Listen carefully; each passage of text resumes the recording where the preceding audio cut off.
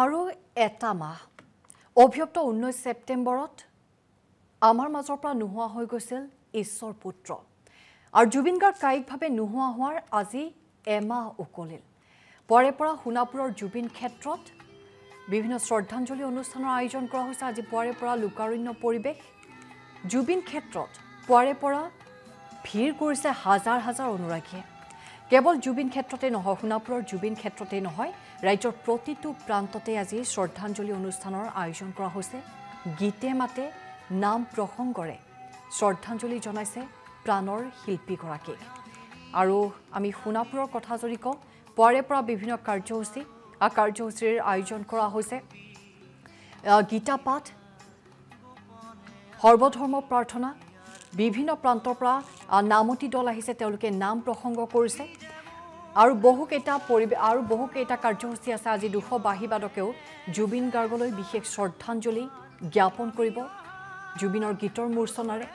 কাহিলীপাৰাৰ বাসগৃহটো আয়োজন কৰা হৈছিল বিশেষ কাৰ্যসূচী আৰু লতাশিলতো বৃহত্তৰ বৰপেটা সমাজৰ উদ্যোগত অনুষ্ঠান বিভিন্ন প্ৰান্তত প্ৰতিমূৰ্তি উন্মোচন কৰা হৈছে আৰু আজি এইদৰে গীতে মাতে ঈশ্বৰ পুত্ৰক স্মৰণ কৰিছে প্ৰত্যেকগৰাকী অসমীয়াই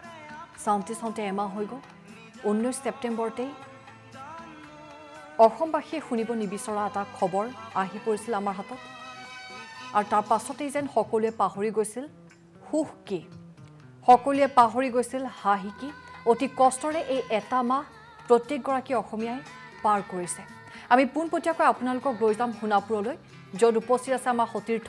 জিতুমণি ডেকা জিতু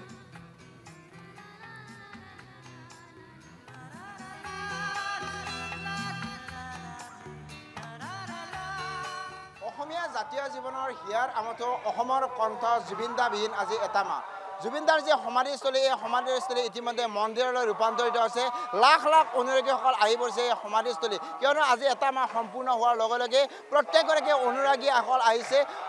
চকুলৈ দেখা পাইছে কান্দোনত ভাঙি পৰিছে অনুৰাগীসকলে কাৰণ তেওঁলোকে জুবিনদাই ন্যায় পোৱাৰ আশাত ৰৈ আছে কিয়নো প্ৰত্যেকগৰাকী অনুৰাগী আজিও ন্যায় পোৱাৰ আশাত ৰৈ আছে আপুনি আহিছে দাদা আজি এটা মাহ সম্পূৰ্ণ হ'ল আজিও প্ৰতিগৰাকী অনুৰাগীয়ে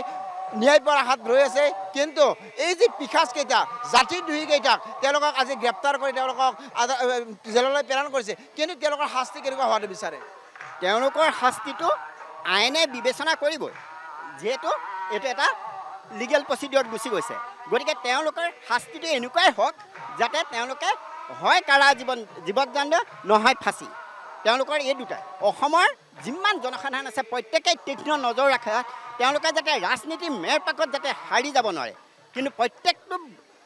সাংবাদিককে মই কৈছোঁ তেওঁলোকৰ প্ৰত্যেকটো ক্ষণতে তেওঁলোকে নজৰ ৰখা উচিত অসমৰ জনসাধাৰণে